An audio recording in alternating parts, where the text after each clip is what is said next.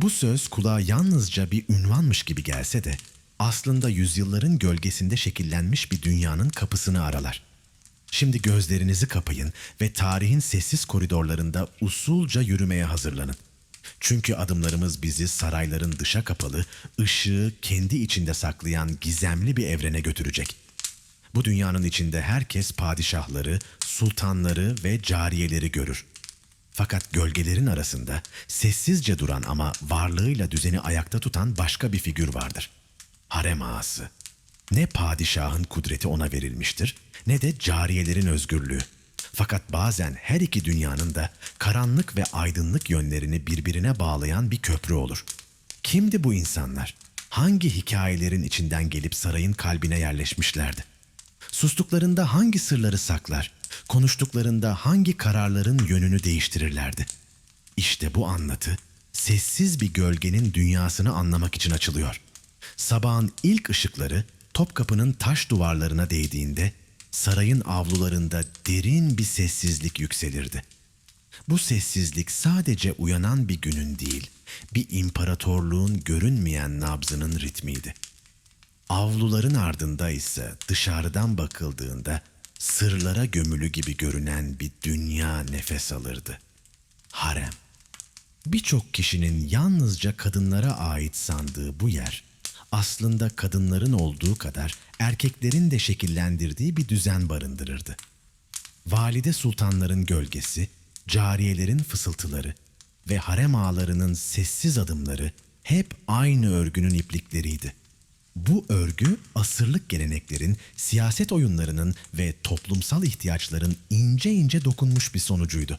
Harem padişahın ailesinin yaşadığı bir yerden çok daha fazlasıydı. Haram kökünden gelen, korunmuş, kutsal, dışarıya kapalı anlamıyla bir dünyanın sessiz merkezini temsil ederdi. Burada sadece yaşanmaz, öğrenilir, gözlemlenir ve saraya hizmet edecek bir hayat için eğitilirdi. Peki bu düzen nasıl doğmuştu? İslamiyet'in kabulüyle birlikte kadınların mahremiyetine verilen önem saray yaşamını da şekillendirmeye başlamıştı. Önceki Türk İslam devletlerinde örnekleri bulunan bu anlayışı Osmanlı büyük bir yapı haline getirmişti. Zamanla harem bir mimari bölüm değil, bir kültür, bir eğitim yeri, bir güç alanı haline geldi. Harem saray mimarisinin kalbine yakın ama dışa tamamen kapalı dururdu. Kapılar yalnızca izin verilenlere açılır, içeride dolaşan her adım sessizlikle örülürdü. Valide Sultan en üstte durur. Ardından padişahın eşleri, gözde kadınları ve cariyeleri gelirdi. Her cariye yeteneklerine göre eğitilir, musiki, edebiyat ve görgü kurallarıyla yoğrulur, dünyadaki yerini bu duvarların ardında bulurdu. Ve işte bu düzenin görünmeyen koruyucuları harem ağalarıydı. Genellikle hadım edilmiş siyahi erkeklerden seçilirlerdi. Görevleri yalnızca kapı beklemek değil, düzeni sağlamak, haberleşmeyi yönetmek ve saray içindeki dengeyi korumaktı. Onlar nöbetçi değil, sistemin sinir uçlarıydı. Gölge gibi yaşar, gölge gibi yönetirlerdi. En tepedeki kişi kızlar ağasıydı. Bu görevli yalnızca haremden sorumlu değildi. Kutsal topraklara giden vakıfların gelirlerini yönetir, sarayın iç düzeniyle dış dünyadaki güç dengesi arasında görünmez bir köprü kurardı. Bu nedenle saray içinde sözü en çok geçen kişilerden biri haline gelirdi. Tarih boyunca harem ağaları ikiye ayrılırdı. Ak ağalar sarayın erkek kısmında görev yapar, padişaha yakın hizmetlerde bulunurdu. Kara ağalar ise haremin kapalı dünyasında bütün düzenin omurgasını oluştururdu. Zamanla kara ağaların etkisi artmış, saray hiyerarşisinde görünmez ama güçlü bir yer edinmişlerdi. Harem ağalarının varlığı yalnızca bir güvenlik meselesi değildi. Kadınlar ile erkekler arasındaki sınırı kesin bir şekilde korumak ve sarayın namusunun muhafızları olmak üzere seçilmişlerdi. Çocuk yaşta saraya getirilmeleri onları tamamen bu kapalı dünyaya bağlamış, sadakatlerini de pekiştirmişti. Zamanla bazı harem ağaları yalnızca koruyucu değil, aynı zamanda siyaset sahnesinin perde arkası oyuncuları haline geldiler. Valide sultanlarla kurdukları yakın ilişkiler onları sarayın görünmeyen güç merkezlerinden biri yaptı. Bazen vezirlerin, bazen sadrazamların kararlarına bile gölge düşürebilecek etkileri oldu. Böylece harem ağalarının hikayesi yalnızca bir görevlinin değil, tarihin en sessiz ama en etkili gölgelerinden birinin hikayesine dönüştü. Sarayın taş duvarları arasında yankılanmayan her adım, dışarıdaki dünyanın kaderine dokunabilecek bir güç taşıyordu. Harem bir ev değil, imparatorluğun küçültülmüş bir yansımasıydı. Ve bu yansımanın içinde harem ağaları, sessizliğin içindeki en güçlü seslerden biriydi. Harem ağalarının kökeni, antik çağların derinliklerine uzansa da, Osmanlı'daki şekliyle bambaşka ve özgün bir karakter kazanmıştır. Bu kurum dini, siyasi ve toplumsal gerekçelerle meşrulaştırılmış, böylece harem ağaları sarayın görünmeyen ama vazgeçilmez taşlarından biri haline gelmiştir. Osmanlı Sarayı'nın en dikkat çekici yapılarından biri olan harem teşkilatının ardında, adları çoğu zaman anılmadan görev yapan bir sınıf vardı. Bu sınıf harem ağalarıydı. Onların saraydaki yeri yalnızca düzeni sağlamak ya da cariyelerin güvenliğini korumakla sınırlı değildi. Hayatları aynı zamanda büyük bir bedelin ve insanlık tarihinin tartışmalı uygulamalarından birinin izlerini taşıyordu. Bu izlerin başında hadım edilme gerçeği geliyordu. Bu işlem zorla dönüştürülen hayatların en karanlık başlığıydı. Hadım edilme, insanın en temel biyolojik özelliğinin zorla yok edilmesi anlamına geliyordu. Tarih boyunca farklı toplumlarda çeşitli biçimlerde uygulanmış olsa da özü aynıydı. Güvenlik ve sadakat üzerine kurulmuş kadim bir anlayış. Osmanlı'da bu uygulama özellikle Afrika'dan getirilen erkek köleler üzerinde yoğunlaşıyordu. Bu çocuklar çoğu zaman küçük yaşta kaçırılıyor. Uzun yolculuklarda açlık ve hastalıkla mücadele ediyor, hayatta kalanlarsa hadım edilmek üzere belirli merkezlere gönderiliyordu. Bu merkezlerin başında Mısır bulunuyordu. İşlem çoğu zaman ilkel koşullarda yapılıyor.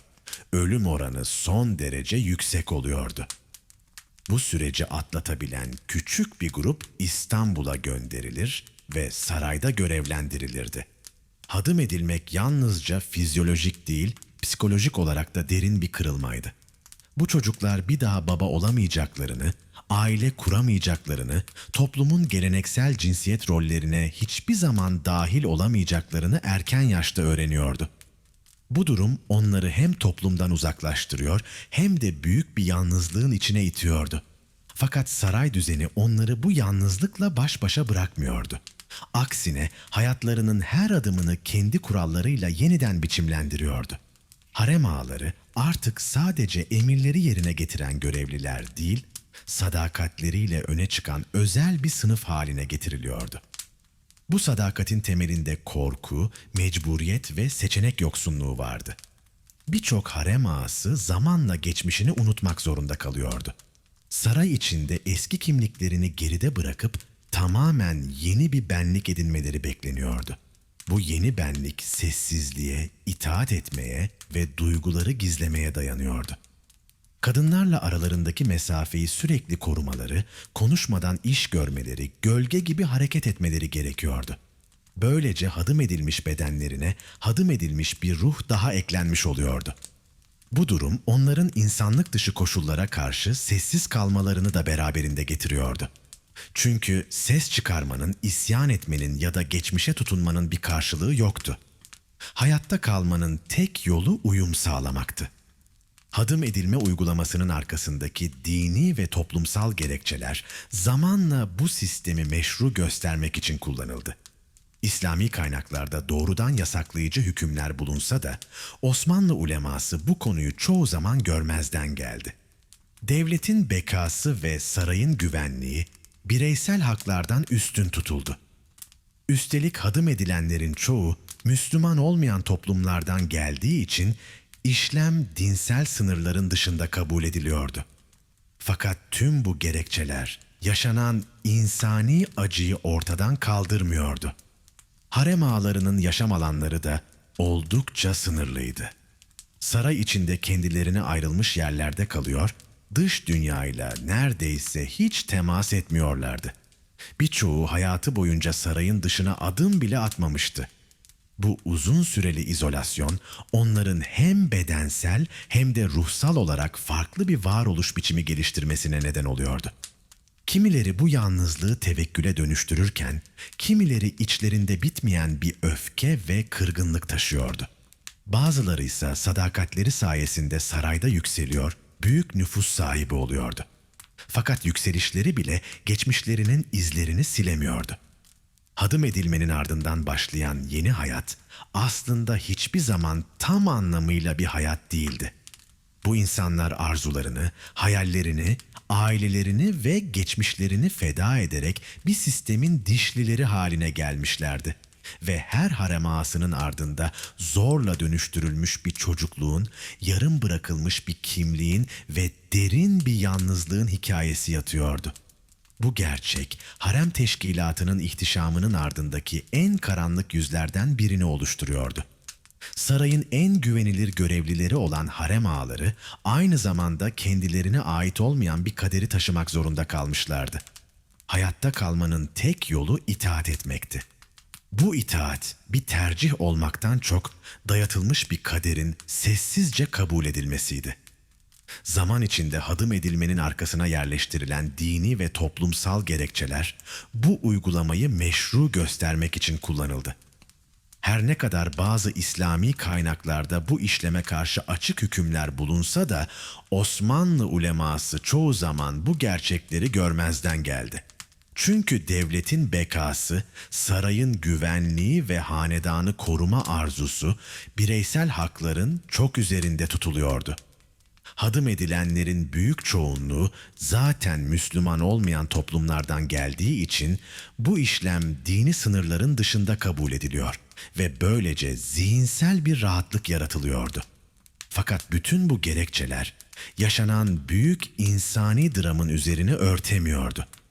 Zira bu insanların yaşam alanları da tıpkı ruhları gibi daralıp kapanmıştı. Sarayın içinde kendilerine ayrılan bölümlerde yaşar, dış dünyayla neredeyse hiçbir temas kuramazlardı. Birçoğu ömürleri boyunca sarayın dışına adım bile atmamıştı.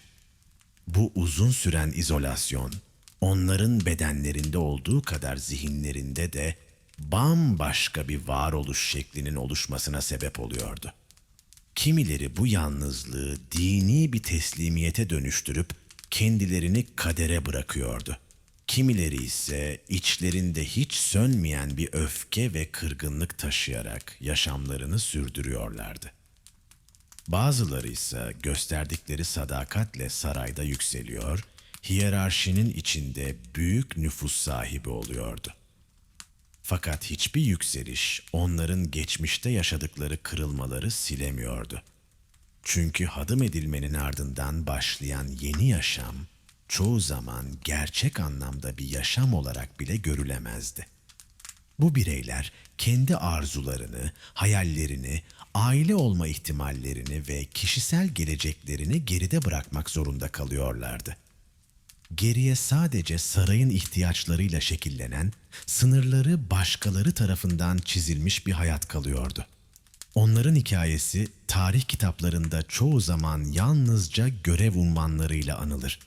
Oysa her ünvanın gerisinde büyük bir acı, derin bir yalnızlık ve sarsıcı bir kimlik kaybı yatıyordu. Osmanlı sarayında görev yapan her harem, ağasının ardında zorla dönüştürülmüş bir hayat vardı. Bu gerçek, haremin ihtişamlı görüntüsünün gerisinde saklanan en karanlık yüzlerden birini oluşturuyordu. Hadım edilen bu insanlar bir yandan sarayın en güvenilir görevlileri haline gelirken, öte yandan kendilerine ait olmayan bir kaderi taşımaya mahkum edilmişlerdi. Harem dışarıdan bakıldığında gizemli, kapalı ve erişilmez bir dünya gibi görünürdü. Oysa içeride son derece katı, iyi örgütlenmiş ve hiyerarşik bir düzen işliyordu. Bu düzen yalnızca kadınlar arasında değil, harem ağalarının kendi içlerinde de çok net biçimde kurulmuştu. Her bir ağanın görev alanı, yetki sınırı ve sorumluluğu özenle belirlenmişti. Bu sınırlar ihlal edildiğinde sadece haremin değil, bazen tüm saray düzeninin sarsılacağı bilinirdi. Bu karmaşık dengenin merkezinde ise kızlar ağası bulunurdu. Kızlar ağası harem ağalarının en üst rütbeli olanıydı ve saray protokolünde son derece yüksek bir konuma sahipti. Unvanı Arapça kökenliydi ve bu kişi doğrudan padişaha bağlıydı. Yetkisi yalnızca harem kapılarını korumakla sınırlı değildi. Sarayın içindeki en önemli bilgilerin taşıyıcısıydı. Cariyelerle padişah arasındaki iletişim onun üzerinden sağlanırdı. Valide Sultan'ın en güvendiği isimlerden biriydi. Zaman zaman saray dışındaki devlet görevlileriyle arasında köprü olur, kimi dönemlerde ise politik dengeleri şekillendirecek kadar güç kazanırdı. Kızlar ağasının altında çeşitli rütbelerde çok sayıda ağa bulunurdu. Bu ağaların görevleri hiyerarşi içinde adım adım değişir. Kıdem arttıkça sorumluluklar da büyürdü. Bazı ağalar yalnızca koruma görevini yürütürken bazıları haremin idari işlerini üstlenirdi. Temizlikten yemek dağıtımına, cariyelerin eğitiminden sağlık kontrollerine kadar her detay belirli bir ağanın sorumluluğuna girerdi. Bu görevler arasında kesin bir çizgi vardı ve herkes kendi sınırını bilirdi. Çünkü bu sınırların bozulması saray içindeki dengeyi alt üst edebilirdi. Kızlar ağası hem üstten gelen emirleri eksiksiz uygulamak hem de altındaki ağaları zekice yönetmek zorundaydı. Hem saygı görmek hem de korku uyandırmak zorundaydı. Tarafsız olması, güçlü görünmesi ve sır saklama konusunda kusursuz davranması gerekirdi. Bazı dönemlerde kızlar ağası öylesine güç kazanırdı ki saray dışındaki politik konularda bile etkili olurdu. Özellikle padişahın çocuk yaşta olduğu dönemlerde veya valide sultanın yönetimi elinde tuttuğu yıllarda kızlar ağası neredeyse ikinci bir vezir gücüne kavuşabilirdi. Ancak bu güç asla kalıcı değildi. Yeni bir padişahın tahta çıkması ya da saray içindeki entrikaların yön değiştirmesi onun bir anda gözden düşmesine, hatta sürgüne gönderilmesine yol açabilirdi. Alt kademelerdeki ağalar arasında da kendi içlerinde bir eğitim ve kontrol düzeni vardı. Kıdemli olanlar yenilere hem saray adabını öğretir hem de onları davranış konusunda denetlerdi. Sarayın en önemli kurallarından biri sessizlikti. Harem ağaları bilgi taşıyıcıları olsalar bile konuşmaz, gördüklerini içlerinde saklarlardı. Ketumluk sadakat kadar önemliydi. Bir ağanın yükselmesi ancak bu iki niteliği bir arada taşımasıyla mümkün oluyordu. Bu karmaşık ve iç içe geçmiş yapı Osmanlı sarayının adeta küçük bir modeli gibiydi. Her görevli kendi yerini bilir, kendi sınırında yürür ve bu düzenin dışına çıkmamaya özen gösterirdi. Düzenin bozulmaması büyük oranda kızlar ağasının becerisine bağlıydı. Harem ağaları bu kapalı dünyanın yalnızca emirlerini yerine getiren görevliler değil, düzenin devamlılığını sağlayan sessiz mimarlarıydı. Gerektiğinde yön verir, gerektiğinde gölge gibi izler. Bazen de saray siyasetinin akışını değiştirecek kadar büyük roller üstlenirlerdi. Bu yüzden tarih onları sadece hadım edilmiş görevliler olarak değil, aynı zamanda bir devrin hem tanıkları, hem taşıyıcıları, hem de gizli aktörleri olarak hatırladı. Harem ağalarının bir görevi daha vardı ki çoğu kişi bunu bilmezdi. Bu görev imparatorluğun en kutsal sorumluluklarından birine dayanıyordu.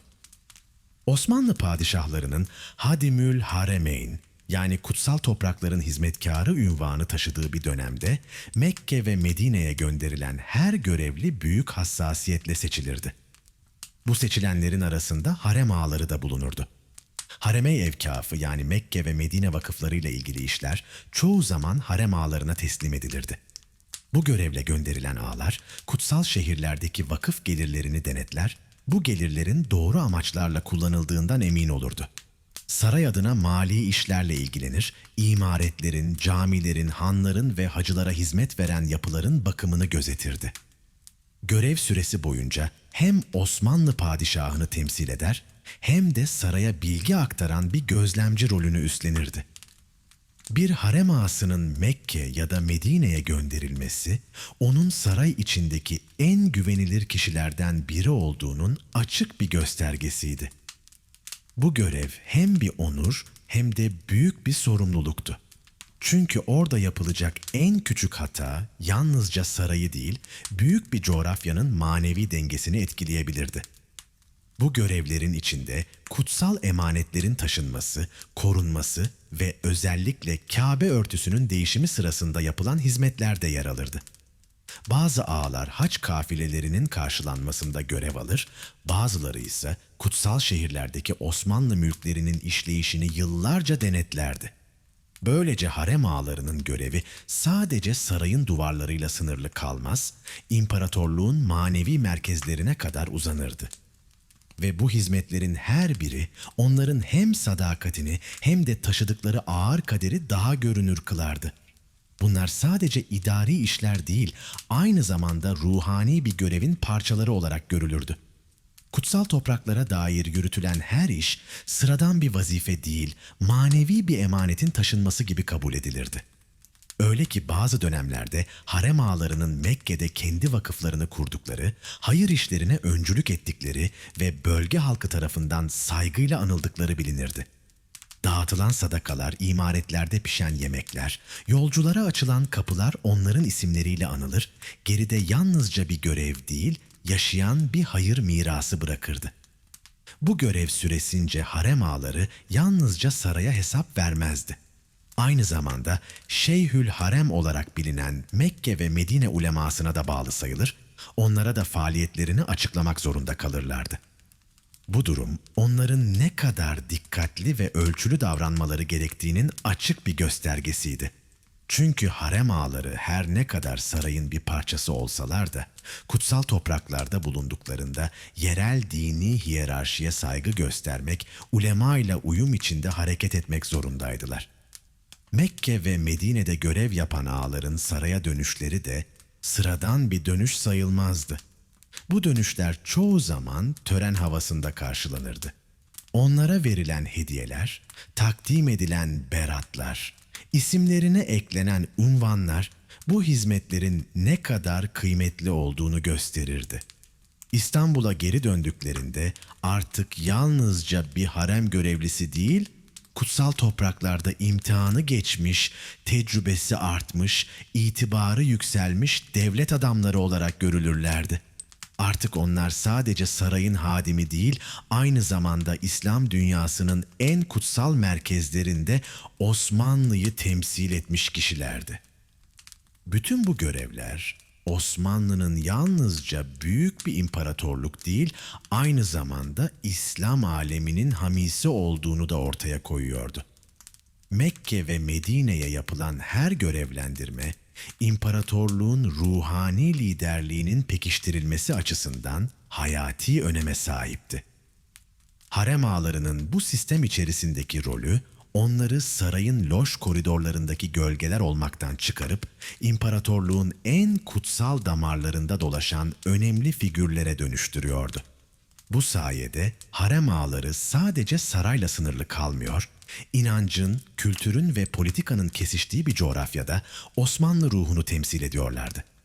Bu kutsal hizmetler harem ağalarının tarih içindeki işlevine çok daha derin bir anlam yüklüyordu.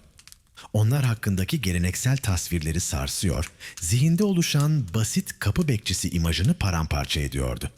Onlar yalnızca harem kapılarını koruyan gölgeler değildi. Aynı zamanda kutsal mekanların sessiz bekçileri, vakıf medeniyetinin uygulayıcıları ve Osmanlı'nın manevi kimliğinin taşıyıcılarıydı. Harem ağaları genellikle tarihin sessiz figürleri olarak anılsa da, Osmanlı sarayında sahip oldukları politik etki göründüğünden çok daha derin ve belirleyiciydi. Kapalı kapılar ardında şekillenen bu nüfuz, tek bir padişaha ya da tek bir valide sultana bağlılıkla açıklanamazdı. Sarayın iç yapısındaki karmaşık hiyerarşi, güven ilişkileri, bilgi akışı ve çıkar dengeleri içinde yoğrularak genişleyen bir güç alanına dönüşmüştü. Harem ağalarının politik etkisi onları yalnızca kadınlar dairesinin koruyucuları olmaktan çıkarıyor, aynı zamanda bilgi taşıyıcıları, sırdaşlar ve stratejik aktörler haline getiriyordu. Bir harem ağası sarayda duyduğu, gördüğü ya da başkasına aktardığı her bilgiyle biraz daha güç kazanıyordu. Çünkü sarayda bilgi, para ve kan kadar değerliydi. Kimin kiminle konuştuğu, kimin hangi odaya ne zaman girdiği, hangi cariyenin yükseldiği, padişahın hangi meseleye nasıl tepki verdiği gibi tüm detaylar dış dünyaya çıkmadan önce harem ağalarının süzgecinden geçerdi. Bu da onları sarayın nabzını tutan görünmez gölge figürlere dönüştürürdü. Özellikle kızlar ağası, haremin düzeninin merkezindeki isim olarak saray entrikalarının çoğuna hakimdi. Elinden geçen her haber, kulağına çalınan her fısıltı ona olağanüstü bir politik avantaj sağlıyordu. Sarayda yükselmek ya da gözden düşmek çoğu zaman bir cariyenin ya da bir devlet görevlisinin harem ağalarıyla kurduğu ilişkiye bağlı hale gelebiliyordu. Çünkü harem ağaları yalnızca kadınlar arasındaki dünyayla değil, padişahın en yakın çevresiyle de temas kurabilen nadir kişilerdi. Bu yüzden onların desteğini kazanmak, bir makama ulaşmanın ya da bir tehdidi ortadan kaldırmanın yolu olabiliyordu. Harem ağalarının padişaha sunduğu küçük bir gözlem bazen büyük bir değişimin kıvılcımı haline gelebilirdi. Bu durum onları görünmez ama son derece etkili siyasi oyunculara dönüştürüyordu. Valide sultanlar ve cariyeler arasında yaşanan çekişmelerde harem ağalarının hangi tarafa meylettiği çoğu zaman dengeleri belirleyen temel unsur haline gelirdi. Çünkü bu ağalar sadece emirleri uygulayan sadık hizmetkarlar değil, aynı zamanda olayları değerlendiren, dengeleri gözeten, gerektiğinde sürece müdahale eden zeki bürokratlardı.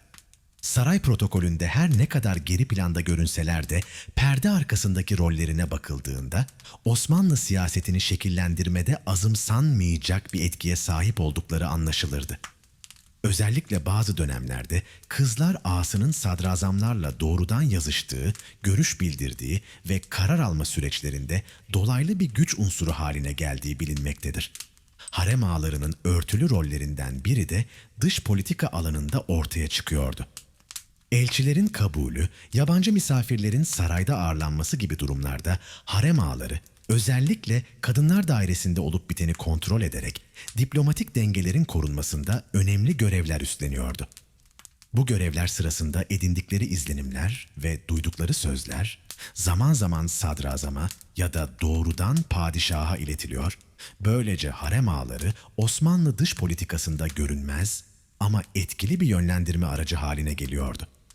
Zamanla harem ağalarının sahip olduğu bu güç onları sarayın dışındaki alanlarda da etkili kıldı. Vakıf yöneticiliği, dini görevler, mimari projelerde danışmanlık, eğitim kurumlarına destek gibi pek çok sahaya yayılan bu etkinlikler onların toplum içindeki yerini sağlamlaştırdı. Birçok harem ağasının adını taşıyan çeşmeler, medreseler, camiler ve hayratlar onların yalnızca sarayda değil, şehir dokusunda da kalıcı izler bıraktığını gösteriyordu. Bu yapılar sadece dini ya da hayır amaçlı değildi. Aynı zamanda politik meşruiyetin, görünürlüğün ve saygınlığın da simgesi haline gelmişti.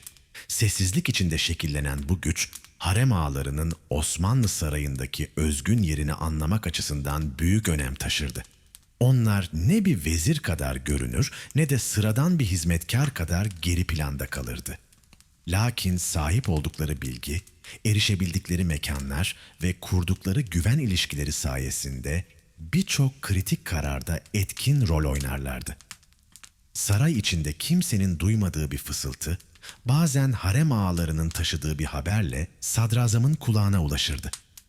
Bir bakış, bir dokunuş, bir gece vakti yapılan kısa bir konuşma, onların aracılığıyla devlet meselesine dönüşebilirdi. Bu yüzden harem ağalarının etkisi sadece fiziki varlıklarıyla sınırlı değildi. Zihinsel, duygusal ve stratejik olarak sarayın tamamında iz bırakmışlardı. Onları yalnızca hizmetkar olarak görmek, Osmanlı siyasetini anlamaya çalışan herkes için büyük bir eksiklik olurdu. Sessizliklerinden güç devşiren bu figürler, tarihin arka planında parlayan görünmez yıldızlar gibiydi. Onların hikayesi, iktidarın her zaman yalnızca görünür ellerde olmadığını, perde arkasındaki gölgelerin de tarih yazabileceğini bize hatırlatırdı. Saray entrikaları, Osmanlı tarihinin en çok konuşulan ve en gizemli yönlerinden birini oluşturur. İktidar mücadeleleri, taht kavgaları, valide sultanların stratejileri, cariyelerin yükselme arzuları bu dünyanın ayrılmaz parçalarıydı. Tüm bu karmaşanın ortasında ise çoğu zaman görünmeyen ama derinden yön veren bir başka sınıf duruyordu. Harem ağaları. Bu sessiz gölgeler sarayın hem düzenini sağlayan hem de içindeki karmaşayı belli sınırlar içinde tutan kişilerdi. Belki doğrudan emir vermezlerdi. Ama doğru bilginin doğru zamanda doğru kişiye ulaşmasını sağladıkları için sarayın nabzını ellerinde tutarlardı. Birçok tarih kitabı harem ağalarını yalnızca hadım edilmiş hizmetkarlar olarak anlatır. Oysa bu tanım onların gerçek rollerini ve etkilerini anlamak için yetersizdir. Harem ağaları, özellikle kızlar ağası konumundakiler, saray içindeki siyasi dengeleri en iyi analiz eden, kimin kiminle ittifak kurduğunu bilen ve gerektiğinde bu ittifakları bozabilecek hamleler yapabilen kişilerdir. Onlar sarayın görünmeyen gözleri, sessiz hafızasıydı. Padişahın kimi yanına daha çok çağırdığını, hangi cariyenin gözde haline geldiğini, hangi sadrazamın yavaş yavaş gözden düştüğünü ilk onlar fark ederdi. Bu bilgi gücü onları pasif birer gözlemci olmaktan çıkarıp aktif siyasi aktörlere dönüştürürdü. Özellikle Valide Sultan ile Kızlar Ağası arasında kurulan ilişki, saray içinde büyük sonuçlar doğuran kararların temelini oluştururdu. Valide Sultan sarayda etkin olmak istiyorsa, önce harem ağalarını, özellikle de Kızlar Ağasını yanına çekmek zorundaydı. Çünkü sarayda akan her bilgi onların eliyle taşınır, her sır onların gözetiminde korunurdu. Böylece harem ağaları, padişahın en yakınındaki danışmanlar kadar önemli bir konuma yükselirdi. Saray entrikalarında harem ağalarının üstlendiği en büyük rollerden biri bilgiyi şekillendirmekti. Gördüklerini nasıl anlattıkları, duyduklarını kime ve ne şekilde aktardıkları olayların gidişatını değiştirebiliyordu. Bir cariyenin yükselişi ya da düşüşü, bir devlet adamının görevde kalıp kalmayışı bazen bir ağanın tek cümlesiyle değişebiliyordu. Bu nedenle onların dili kılıçtan keskin, bakışları savaşın seyrini değiştirecek kadar etkiliydi. Entrikalar sadece kadınlar dünyasında yaşanmıyordu. Erkeklerin dünyasında, devlet görevlileri arasında da harem ağalarının nüfuzu hissediliyordu. Özellikle sarayın erkek kanadıyla harem arasında bilgi akışının sağlanmasında harem ağaları önemli bir köprü vazifesi görüyordu. Padişahla sarayın farklı bölümleri arasında görünmez bir iletişim hattı gibi çalışıyorlardı. Bu hattı kim kontrol ederse sarayın psikolojik iklimi üzerinde dahi etkili olabiliyordu. Hangi haberin önce iletileceği, hangisinin geciktirileceği, kime hangi bilginin ne zaman verileceği stratejik sonuçlar doğurabilecek kararlardı. Harem ağaları bu kararları verirken kimi zaman kendi güvenliklerini, kimi zaman destekledikleri kişileri, kimi zamansa imparatorluğun genel dengelerini göz önünde bulunduruyordu. Bütün bunların ötesinde harem ağalarının dış dünyayla kurduğu sınırlı ama etkili temas da önemliydi. Yabancı elçilerin getirdiği hediyeler padişaha sunulmadan önce çoğu zaman harem ağalarının elinden geçerdi. Onlar hediyenin şekline, niteliğine, arka plandaki siyasi mesajına dikkat eder, saraya aktarırken kelimelerini özenle seçerlerdi. Böylece görünürde sadece bir eşyanın teslimi gibi görünen anlar, aslında diplomatik dengelerin hassas terazisine dönerdi. Bu diplomatik jestlerin nasıl yorumlanacağı konusunda bile söz sahibi olabilirlerdi. Bazen bir hediyenin ya da bir mektubun ardındaki niyetin ne olabileceğine dair fikir yürütür, bunu sarayın ilgili kanadına aktararak kararların şekillenmesinde rol oynarlardı. Bu durum onları yalnızca saray içi bir unsur olmaktan çıkarır, aynı zamanda dış dünya ile ilişkilendirilmiş bir güç odağı haline getirirdi.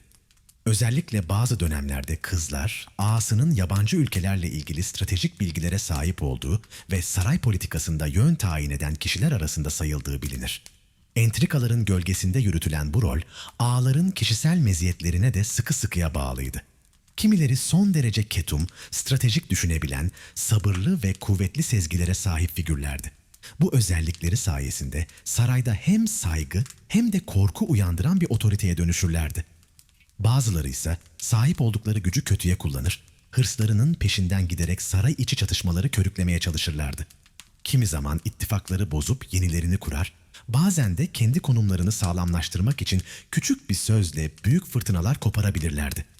Ancak her durumda onların etkisinin inkar edilemeyecek kadar güçlü olduğu açıktı. Özetle saray entrikalarının gölgesinde kalan harem ağaları görünmez ama son derece güçlü aktörlerdi. Savaş meydanlarında komutanlar ne kadar etkiliyse, sarayın koridorlarında bu gölgeler de Osmanlı'nın kaderini belirleyen kararlar alırken o kadar etkiliydi. İsimleri tarih kitaplarında az geçse de etkileri sayfalarca anlatılacak kadar derindi. Sarayın en sessiz adımlarının çoğu zaman en büyük gürültüleri doğurduğu söylenirdi. Ve o adımların sahibi ekseriyetle bir harem ağası olurdu.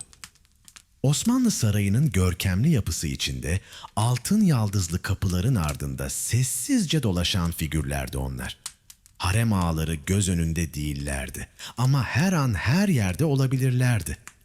Haremdeki kadınların arasında, cariyelerin eğitiminde, valide sultanın emrinde, padişaha sunulacak her bilginin gölgesinde mutlaka onların izi bulunurdu. Fakat bu görünmezliğin ardında sandığından çok daha zor bir hayat, disiplin ve yalnızlıkla örülü bir yaşam gizliydi. Harem ağalarının sabahı çoğu saray mensubundan daha erken başlardı. Sarayın uyanışıyla birlikte onlar da sessizce görevlerinin başına geçerdi. Önce haremdeki odaların güvenliği kontrol edilir, kapılar gözden geçirilir, cariyelerin bulunduğu alanlarda herhangi bir düzensizlik olup olmadığına bakılırdı. Sessizlik içinde yürütülen bu kontroller yalnızca fiziki bir denetim değil, aynı zamanda sosyal bir gözetim anlamına gelirdi. Harem ağalarının gözünde en küçük aksaklık bile disiplin sorunu olarak değerlendirilirdi.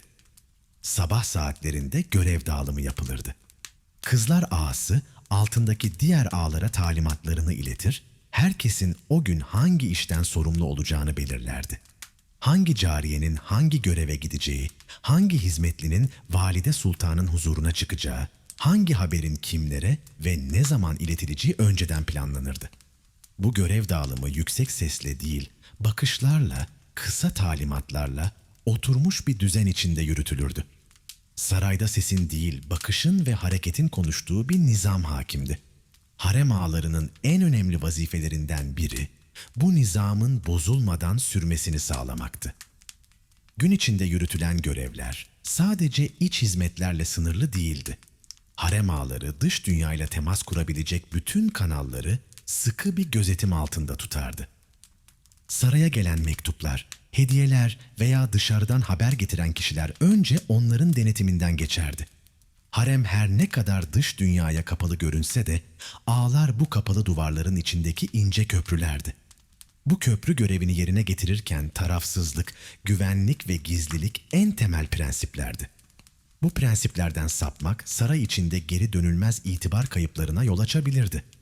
Ağaların yalnızca görevle değil, aynı zamanda eğitimle de şekillenirdi. Bazı dönemlerde harem ağalarına saray terbiyesinin yanı sıra Arapça, Kur'an-ı Kerim tilaveti ve edep üzerine dersler verilirdi. Bu sayede onlar sadece emir alan hizmetliler değil, dini ve ahlaki bakımdan donanımlı kişiler haline getirilirdi. Harem ağasının görevinin yalnızca beden gücüyle değil, aynı zamanda zihin ve ruhla da yapılması gereken bir iş olduğu kabul edilirdi. Yalnızlıksa bu hayatın en belirgin taraflarından biriydi. Harem ağaları diğer saray mensuplarıyla sınırlı ve kontrollü ilişkiler kurardı. Kendi iç dünyalarında yaşar, aynı yerleri paylaştıkları kadınlarla dahi belirli mesafeleri korumak zorundaydılar. Bu yalnızlık görevlerinin ayrılmaz bir parçasıydı. Ne sevdiklerine rahatça kavuşabilir ne de içlerini istedikleri gibi açabilirlerdi. Çünkü her zaman sır taşırlar ve sır taşıyanların yolu çoğu zaman tek başına yürünürdü. Yemek saatleri bile diğerlerinden ayrı olurdu. Harem ağaları genellikle kendi bölümlerinde bir araya gelerek yemek yerdi. Fakat bu birliktelik bir aile sıcaklığından çok rütbe düzeninin sessiz bir yansımasıydı. En üstteki ağdan en yeniye kadar herkesin oturacağı yer, konuşma hakkı ve davranış sınırı belliydi. Bu bile harem ağalarının ne kadar disiplinli bir yapıya sahip olduklarını gösteren küçük ama anlamlı bir ayrıntıydı. Gece olup saray uykuya daldığında bile harem ağalarının mesaisi tam anlamıyla bitmezdi. Bazıları gece nöbetinde kalır, bazıları saray içinde sessiz devriyeler atar. Bazıları ise sabaha kadar bekleyecek özel bir haberin işaretini kollardı. Bir cariyenin aniden rahatsızlanması, valide sultanın gece yarısı bir istekte bulunması ya da padişahın derhal iletilmesi gereken bir emri bir anda bütün düzeni harekete geçirebilirdi. Bu yüzden harem ağalarının uykusu da görevi gibiydi. Hiçbir zaman tam anlamıyla derin ve sorgusuz değildi. Bu disiplinli hayatın maddi anlamda çok büyük ödülleri yoktu. Ne destanlara konu olacak servetler, ne de herkesin diline dolanacak kahramanlık hikayeleri biriktirirlerdi. Fakat sarayın üzerindeki görünmez başarı payı çoğu zaman onların omuzlarındaydı. Ne kadar az sorun yaşanırsa görev o kadar iyi yapılmış kabul edilirdi. Bu nedenle harem ağalarının en büyük başarısı görünmeden var olmayı başarmalarıydı. Harem ağalarının günlük yaşamı dışarıdan bakıldığında yalnızca hizmet gibi görünse de aslında büyük bir sistemin anahtar taşı mesabesindeydi. Disiplin, sadakat, sessizlik ve yalnızlıkla örülü bu hayat, sarayın ayakta kalmasını sağlayan görünmez bir iskelet gibiydi. Onlar sustukça saray konuşurdu. Onlar görünmedikçe sistem tıkır tıkır işlerdi. İşte bu yüzden tarih onları az yazsa da Osmanlı'nın gölgede kalmış en önemli figürlerinden biri olarak hatırlamak gerekir. Osmanlı sarayında görev yapan harem ağalarının hayatı yalnızca günlük hizmetlerle sınırlı kalmıyordu. Bu görevlerin ardında disiplinli, katı kurallarla çevrili ve yoğun bir eğitim süreci bulunuyordu. Bu eğitim süreci onları sadece fiziksel değil, zihinsel ve ruhsal olarak da bir dönüşüme uğratmayı amaçlıyordu. Çünkü Osmanlı'da ağalık yalnızca emir alıp uygulamak değil, sarayın kutsallığını korumak, haremdeki dengeyi sağlamak ve gerektiğinde devletin en mahrem sırlarını taşımak anlamına gelirdi. Ağalar bu nedenle hem saray adabına hem de dini ilimlere derinlemesine vakıf olmak zorundaydı. Harem ağası saraya getirildikten sonra ilk olarak sarayın temel kurallarını öğrenirdi. Bu kuralların başında mutlak itaat, saygı ve ketumiyet gelirdi. Sarayın iç düzeni, kusursuz işlemesi gereken bir saat mekanizmasını andırırdı ve ağalar bu mekanizmanın görünmeyen ama vazgeçilmez dişlileriydi. Her hareketlerinin ölçülü, her sözlerinin dikkatle tartılmış olması gerekirdi. Genç yaşta saraya alınan ağalara önce sükûtun değeri öğretilirdi. Sessizliğin, sabrın ve kendini geri plana atmanın bir erdem olduğu, konuşmanınsa çoğu zaman zayıflık sayıldığı bir dünyaya adım atarlardı. Eğitimin diğer önemli yönü dini bilgilerdi. Harem ağalarının İslami ilimlerde belli bir seviyede bilgi sahibi olması beklenirdi. Kur'an-ı Kerim'i güzel okumaları, temel hadisleri bilmeleri, fıkhi meselelerde asgari bir anlayışa sahip olmaları istenirdi.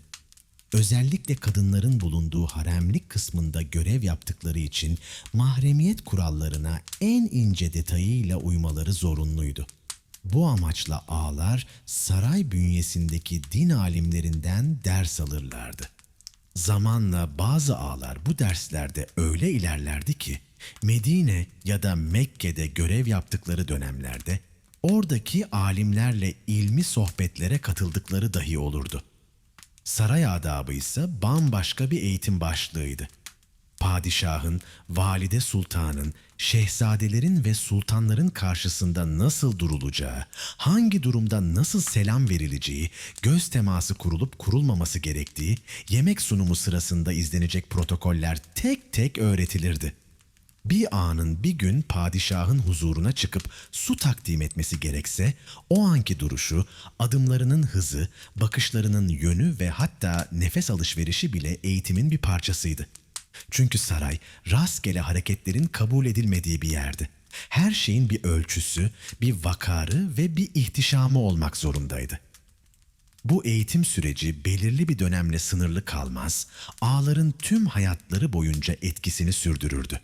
Eğitim tamamlandığında bir harem ağasının karakteri saray mensubuna yakışan bir vakarla yoğrulmuş olurdu. Artık o kişi sıradan biri değil, sarayın bir parçası, sarayın bir gölgesi, sarayın sessiz sesi haline gelirdi. Belki adı kroniklerde sık sık anılmaz, yüzü minyatürlerde işlenmezdi. Fakat yürüyüşündeki ölçü, duruşundaki vakar, sesindeki denge, bütün sarayın düzenine katkı sunan görünmez bir el gibi kabul edilirdi. Bu eğitim sürecinde hataya yer yoktu. Yanlış uygulanan bir protokol, geciken bir hizmet, gereksiz yükselmiş bir ses ciddi sonuçlar doğurabilirdi. Bu nedenle her harem ağasının eğitimi sıkı bir gözlem altında sürdürülürdü. Eğitim döneminde sürekli hata yapanlar daha alt kademelere gönderilir ya da saray dışına çıkarılırdı. Fakat bu zorlu süreci başarıyla tamamlayanlar bir ömür boyu sürecek bir görevin, bir bağlılığın ve sessiz bir gücün temsilcileri haline gelirlerdi. Sonuç olarak harem ağalarının eğitimi yalnızca bilgi değil, aynı zamanda ahlak, sadakat ve sabırla şekillenmiş bir hayatın temelini oluştururdu. Onlar sadece hizmet eden kişiler değil, Osmanlı Sarayı'nın görünmeyen bekçileri, düzenin sessiz koruyucularıydı. Ve bu sessizlik içinde yoğrulmuş hayatlar, bazen bir padişahın kararını etkileyecek kadar derin ve etkili olabiliyordu. Ağaların cariyeler ve valide sultanlarla ilişkileri de bu büyük resmin en hassas parçalarından biriydi. Osmanlı Sarayı'nda harem ağalarının varlığı sadece gözetim ve düzen sağlama meselesi değildi. Aynı zamanda duygusal zeka, siyasi sezgi ve yüksek derecede sosyal beceri gerektiren karmaşık bir ilişkiler ağını yönetmek demekti. Harem dış dünyaya kapalı görünse de kendi içinde küçük bir devlet gibiydi. Bu yapının merkezinde kadınlar, cariyeler, valide sultan ve sultanlar yer alırken, bu merkezin çevresinde sessizce dolaşan ve bütün işleyişi gözleyen figürler harem ağalarıydı. Bu ağaların cariyelerle ve valide sultanlarla kurdukları ilişkiler, sarayda geçirdikleri sürenin en hassas ve bir o kadar etkili yönlerinden birini oluştururdu. Cariye haremdeki en alt tabakadaki kadınlardan biri olarak görünse de her birinin geleceği padişahın ilgisine bağlıydı. Bir cariye padişahın gözüne girmeyi başardığında saray içindeki konumu süratle yükselebilir, hatta padişahın çocuğunu dünyaya getirdiğinde büyük bir nüfus kazanabilirdi. Bu yüzden cariyeler haremde her an dikkatli, disiplinli ve zarif olmak zorundaydı. Tam da bu noktada harem ağaları devreye girerdi. Onların cariyelerle ilişkisi, bir öğretmenle öğrenci, bir gözetmenle gözetilen arasındaki ilişkiye benzerdi. Ağalar cariyelerin eğitiminde rol oynar, onlara saray adabını ve temel dini bilgileri öğretir, harem içindeki disiplinin korunmasından sorumlu olurlardı. Bu ilişki hiçbir zaman duygusal ya da şahsi bir zemine taşınamazdı. Hadım edilmiş olmalarına rağmen harem ağalarının cariyelerle özel ve samimi bir bağ kurmasına kesinlikle izin verilmezdi. Aradaki mesafe her zaman korunmak zorundaydı. Buna rağmen tecrübeli ve yaşlı bazı ağalar zamanla cariyelerin en güvendiği figürler haline gelebilirdi. Onların nasihatleri dinlenir, uyarıları ciddiye alınır, saray tecrübelerine dayalı sözleri dikkatle takip edilirdi. Çünkü sarayda harem ağalarının sahip olduğu birikim, genç bir cariyenin kaderini değiştirebilecek kadar etkili olabilirdi. Valide Sultan'la kurulan ilişki ise bambaşka ve çok daha derin bir boyuta sahipti. Valide Sultan, Osmanlı Sarayı'nda yalnızca padişahın annesi değil, aynı zamanda haremdeki en güçlü ve en söz sahibi figürdü. Harem ağalarının en üst kademesindeki kişi olan Darüssaade ağası yani kızlar ağası doğrudan valide sultana bağlı olarak çalışırdı. Bu bağ iktidarın gölgesinde şekillenen ama çok güçlü bir güven ilişkisine dayanırdı. Valide Sultan saray içindeki pek çok hareketi ağlar aracılığıyla denetler, haber alır ve talimatlarını yine aynı kanaldan iletirdi. Bu ilişki karşılıklı sadakat ve itimatla örülmüş bir diplomasi gibiydi. Bazı dönemlerde valide sultanlarla harem ağaları arasında öyle sıkı bir bağ kurulurdu ki, bu bağ sarayın ötesine geçerek devlet işlerine bile yansırdı. Devlet işlerine müdahil olan valide sultanlar, ağalar aracılığıyla devlet adamlarına mesaj iletir. Bazı önemli atamalarda fikirlerini beyan ederlerdi. Harem ağaları da bu gizli iletişimin taşıyıcısı ve uygulayıcısı konumunda bulunurdu. Bu noktada ağaların yalnızca saray içindeki insan ilişkilerini değil, saray dışındaki siyasi dengeleri de iyi bilmeleri gerekirdi. Onların cariyelerle ilişkilerinde zaman zaman küçük sürtüşmeler, kıskançlıklar ya da disiplinsizlikler yaşansa da genel çizgide bu ilişki öğretici ve düzenleyici bir zeminde ilerlerdi. Valide Sultan'la kurdukları ilişki ise tamamen sadakat, sükût ve etkinlik üzerine kuruluydu. Sarayın bu görünmeyen ama etkili aktörleri, cariyelerin geleceğinde bir pusula, Valide Sultan'ın iktidarında ise sessiz ama güçlü bir yardımcıydı. Sonuç olarak harem ağalarının cariyeler ve valide sultanlarla kurduğu ilişkiler, Osmanlı sarayının ne kadar karmaşık ama bir o kadar ustaca kurgulanmış bir sistemle işlediğini gösterir. Bu ilişkilerde duygudan çok görev, kişisel çıkar yerine denge, her şeyden önemlisi de gözle görünmeyen bir güç söz konusuydu. Ağalar bu gücün taşıyıcılarıydı. Konuşmadan yönetir, görünmeden etkilerlerdi. Tarihin sayfalarına isimleri sık yazılmasa da arkalarında bıraktıkları etki derin ve kalıcıydı.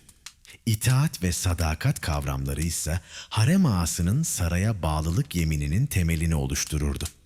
Osmanlı Sarayı'nın en kapalı, en mahrem ve en stratejik bölümü olan haremde görev almak sıradan bir iş değil, başlı başına bir adanmışlık anlamına gelirdi. Bu adanmışlığın en görünür ifadesi, harem ağalarının saraya girişleri sırasında ettikleri yeminle başlardı. Bu yemin sade bir söz değil, bütün benliğiyle devlete ve padişaha teslimiyetin sadakatle geçecek bir ömrün başlangıç işaretiydi. Harem ağası olmak, bedeniyle ve ruhuyla artık bambaşka bir hayata dahil olmayı kabul etmek demekti. Şahsi arzularını bir kenara bırakıp yalnızca görevine odaklanmayı gerektirirdi. Her yeni harem ağası saray protokolüne uygun olarak göreve başlamadan önce sadakat yemini ederdi. Bu yemin padişaha ve saraya mutlak itaati, sır saklama sorumluluğunu, haremin düzenini koruma yükümlülüğünü içerirdi. En önemlisi de görevi süresince ailesinden, geçmişinden ve kişisel iradesinden büyük ölçüde uzak kalacağını ifade ederdi. Bu yemin basit bir törenden ibaret değildi. Bir ömrün yönünü değiştiren, kendi kimliğinden sıyrılıp saray sistemine eklemlenmenin temel adımıydı. Yemin eden bir harem ağası için artık ne bireysel isteklerin, ne özlemlerin, ne de dış dünyaya dair hayallerin önceki anlamı kalırdı. O artık padişahlığın gölgesi, valide sultanın sessiz yardımcısı, cariyelerin gözcüsü ve sarayın görünmez düzeninin taşıyıcısıydı. Saray içindeki her adımında bu yeminin yankısı hissedilirdi. Herkesin uyuduğu gecelerde bile bir harem ağası görev başında olurdu. Çünkü ettikleri yemin yalnızca gündüzleri değil, geceleri de koruma altına almayı gerektirirdi.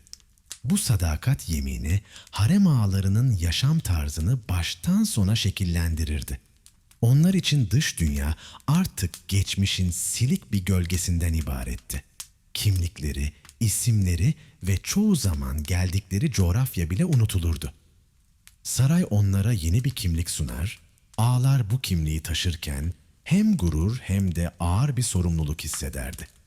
İsimlerinin önüne eklenen ağa unvanı artık yalnızca görevleriyle anılacaklarını simgelerdi. Bu ünvan, bir yeminle birlikte gelen sadakatin her an hatırlatıcısıydı. İtaat yalnızca bedensel bir duruş değil, zihinsel bir disiplin gerektirirdi. Harem ağaları her zaman emir almaya, sorgulamadan uygulamaya hazır olmak zorundaydı. Bu durum onları zamanla sessiz ama etkili yöneticilere dönüştürürdü. Hiçbir zaman ön planda görünmez, yüksek sesle konuşmazlardı. Fakat sarayın her köşesinde onların gölgeleri dolaşırdı. Sadakat sadece padişaha değil, sarayın bütün sistemine yönelik bir bağlılıktı. Harem ağaları sırları mezara götürmesi beklenen kişilerdi. Haremde yaşanan en mahrem olayları, en gizli görüşmeleri, en derin entrikaları bilen onlardı. Ama bu bilgiyi kullanmak, ifşa etmek ya da sızdırmak, ettikleri yemini bozmak anlamına gelirdi. Böylesi bir ihanetin cezası ise hem maddi hem manevi açıdan çok ağır olurdu. Bazı dönemlerde hareme yeni alınan harem ağalarının sadakat testinden geçirildiği rivayet edilir. Onlara küçük ama önemli görevler verilerek bağlılıkları ölçülür, sır tutup tutmadıkları gözlemlenirdi. Fakat bu sınavların ötesinde en büyük imtihan bizzat hayatın kendisiydi. Sarayın dar koridorlarında sessizce yürümek, herkesin huzur içinde uyuduğundan emin olmak, cariyelerin güvenliğini sağlamak, valide sultanın sükunetini korumak, hepsi bu yeminin günlük hayattaki yansımalarıydı. Sonuç olarak harem ağalarının saraya olan bağlılık yemini, Osmanlı saray sisteminin en temel taşlarından biriydi. Bu yemin olmadan ne haremdeki düzen korunabilir ne de sarayın en mahrem alanları güvenle idare edilebilirdi. Onlar ettikleri bu yeminle hayatlarını sessiz bir adanmışlığa dönüştürmüşlerdi. Ve bu sessiz adanmışlık çoğu zaman tarihin görünmeyen satır aralarında, fakat her zaman Osmanlı'nın kalbinde yankılanmaya devam etmişti. Bu yemin sayesinde haremde düzen sağlanır, güvenlik korunur ve en mahrem alanlar bile huzur içinde yönetilirdi. İtaat ve sadakatle örülmüş bu hayatlar, tarihin görünmeyen ama en sağlam sütunlarıydı. Her sessizlikte, her gölgede bir yemin yankılanırdı. Sadece saray için, sadece padişah için. Gizli kalem. Harem ağalarının yazılı belgelerdeki izleri ve mektupları. Harem ağalarının tarih sahnesindeki rolleri yalnızca fiziksel gözetim, hizmet ya da sadakatle sınırlı değildi. Onlar aynı zamanda saray içinde kalemin de önemli taşıyıcılarıydı. Bu sessiz görevliler kimi zaman bir satırın, kimi zaman bir mühürlü belgenin ardında tarihin akışını şekillendiren görünmez eller haline geliyorlardı. Osmanlı Sarayı yüzyıllar boyunca muazzam bir bürokratik hafıza biriktirmişti. Sarayda atılan her adım, verilen her önemli karar, gelen her ziyaret ve gönderilen her emanet bir şekilde kayıt altına alınırdı. Bu kayıtların arkasında yer alan görünmez yazıcıların bir kısmı da harem ağalarıydı. Kimi zaman bir cariyenin odasının değiştirilmesi, kimi zaman valide sultanın emirleri, kimi zaman da padişaha iletilecek hassas bir bilgilendirme, bu sadık görevlilerin kaleminden çıkardı. Özellikle kızlar ağası konumundaki kişilerin tuttukları defterler, sadece bir hizmet listesi değil, aynı zamanda sarayın duygusal ve politik nabzını da yansıtan belgelerdi. Cariye sayılarından davranış notlarına, harcamalardan hediye kayıtlarına kadar pek çok ayrıntı özenle yazılırdı. Bu defterler bazen bir harem ağasının yükselişini, bazense gözden düşüşünü de satır aralarında anlatırdı. Mektuplarsa bambaşka bir dünyanın kapısını açardı. Harem ağaları özellikle Mekke ve Medine'deki görevleri sırasında Osmanlı coğrafyasının dört bir yanındaki idarecilerle mektuplaşırdı. Raporlar sunar, talimatları iletir, yerel sorunları aktarır, bazen de önerilerde bulunurlardı. Bu mektuplar yalnızca dini işlerin yürütülmesi için değil, aynı zamanda bölgesel huzurun sağlanması, sarayın beklentilerinin iletilmesi ve diplomatik dengenin korunması amacıyla da kullanılırdı. Bazı mektuplarda son derece edebi bir üslup tercih edildiği görülür. Arapça ve Osmanlıca arasında zarifçe gidip gelen bu metinlerde harem ağalarının dil kullanımındaki ustalık hemen fark edilir. Bu durum onların sadece hizmetkar değil, iyi eğitim almış, okur yazar, hatta bazen şiir yazan kişiler olduklarını gösterirdi. Kimi satırlarda kullanılan metaforlar yazının duygusal tarafını öne çıkarırken, kimi belgelerde son derece resmi, kesin ve mesafeli bir dil hakimdi. Gizli kalemle yazılan notlar da vardı. Özellikle saray içinde dönemin hassas meseleleriyle ilgili bilgiler çoğu zaman görünürdeki resmi kayıtlara değil, yalnızca güvenilen ağaların özel notlarına düşülürdü.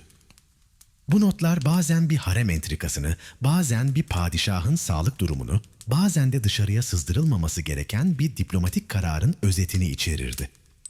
Günümüze ulaşan bazı arşiv belgelerinde harem ağalarının mühürleri ve imzaları tespit edilebilmektedir. Bu mühürler, onların yalnızca aracı değil, kimi zaman karar süreçlerinin etkin bir parçası olduklarını gösterir. Özellikle Valide Sultan'ın özel mektuplarında ağaların hem aracı hem de fiili yazar olarak görev aldıkları görülür. Yazılanlar sadece kelimeler değil, sarayın nabzının bizzat kendisiydi. Tüm bunlar harem ağalarının sarayın sessiz yazarları olduğunu gösterir. Onların satır aralarında bıraktığı izler, bugünün tarihçilerine yalnızca bilgi sunmakla kalmaz. Aynı zamanda duyguları, çatışmaları, iktidar mücadelelerini ve güç dengelerini de açığa çıkarır.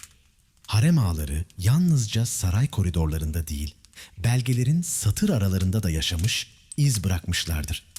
Bu izler, tarihin gölgelerinde kalmış ama kalemi güçlü ellerin sessiz çığlıklarıdır. Cenazeden tahta çıkışa, törenlerde harem ağalarının yeri. Osmanlı Sarayı'nda törenler yalnızca göz alıcı birer gösteri değil, aynı zamanda gücün, düzenin ve geleneğin yeniden vücut bulduğu simgesel anlar olarak görülürdü. Bu tören düzeninin görünmeyen fakat vazgeçilmez aktörlerinden biri de harem ağalarıydı. Cenaze merasimlerinden cülus törenlerine, kutsal emanet alaylarından şehzadelerin sünnet düğünlerine kadar pek çok sahnede onların sessiz varlığı hissedilirdi. Bir padişah vefat ettiğinde sarayın üzerine derin bir yas çökerdi. Bu yalnızca duygusal bir sarsıntı değil, aynı zamanda sıkı bir protokolün devreye girdiği, yüzyıllık bir düzenin titizlikle işletildiği bir dönemdi. Harem ağaları bu sürecin hem sessiz gözlemcisi hem de aktif düzenleyicisi haline gelirdi. Valide Sultan'ın odasından cenazenin yıkanacağı mekana kadar her hareket onların gözetimi altında gerçekleşirdi. Bazıları tabutun taşınmasına dahi eşlik eder ve bu görevi kutsal bir emanet gibi görürdü. Cülus törenleri, harem ağalarının varlığının daha görünür olduğu anlardandı. Yeni padişahın tahta çıkışı yalnızca bir kişinin değişmesi değil, tüm saray sisteminin yeniden hizalanması anlamına gelirdi. Harem ağaları, yeni sultanın haremle ilk temasında adeta bir sahne kurucusu gibi hareket ederdi. Saray hanımlarının nasıl dizileceği, valide sultanın kabulünün nasıl gerçekleşeceği, cariyelerin hangi düzenle sunulacağı hep kızlar ağasının emirleri doğrultusunda planlanırdı. Kutsal emanetlerin her yıl yapılan ziyaretleri sırasında da harem ağaları önemli sorumluluklar üstlenirdi. Bu törenler yalnızca dini bir vazifenin yerine getirilmesi değil, aynı zamanda padişahın ruhani liderliğinin toplum nezdinde pekiştirildiği anlar kabul edilirdi. Harem ağaları bu merasimlerde hem düzen ve sükunetten sorumlu olur, hem de emanetlerin hazırlanması ve taşınması sırasında yardımcı olurlardı. Sünnet düğünleri ve evlilik merasimleri gibi büyük şenliklerde de harem ağalarının organizasyondaki payı büyüktü. Saray içindeki eğlencelerde cariyelerin sıralanması, konukların karşılanması, hediyelerin sunumu gibi detaylar onların dikkatle yürüttüğü görevler arasındaydı. Özellikle padişah çocuklarının gösterişli alaylarında harem ağaları hem disiplinin korunmasında hem de törenin ciddiyet ve görkem dengesinin sağlanmasında önemli rol oynardı. Törenlerin ardındaki görünmez el olmak aslında büyük bir sorumluluk demekti. Zira yapılacak küçük bir hata yalnızca o günü değil, padişahın gözündeki itibarı, valide sultanın öfkesini ve sarayın genel dengesini etkileyebilirdi. Bu nedenle harem ağaları törenlerde adeta bir tiyatro yönetmeni gibi perde arkasında kusursuz bir denge kurmaya çalışırlardı. Sonuç olarak Osmanlı Sarayı'ndaki törenler yalnızca geçmişin ihtişamlı ritüelleri değil, aynı zamanda harem ağalarının nedenli organize, dikkatli ve sadık bireyler olduğunu gösteren sahnelerdi. Onlar tarihin arka planındaki düzen kuruculardı. Cenazede duayı yönlendiren din adamının yanında sessizce duran, culusta hiyerarşiyi sağlayan, her törende düzenin görünmeyen sembolü haline gelen kahramanlardı. Sarayda güç mücadelesi, Kızlar Ağası'nın yükselişi ve düşüşü.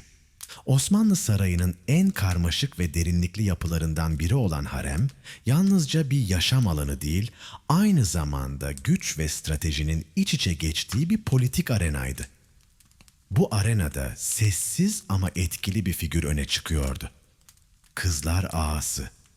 Haremdeki en yüksek rütbeli ağalardan biri olan Kızlar Ağası, yıllar içinde sarayda etkisi artan, zaman zaman da tehlikeli biçimde düşüşe geçen bir konuma sahipti.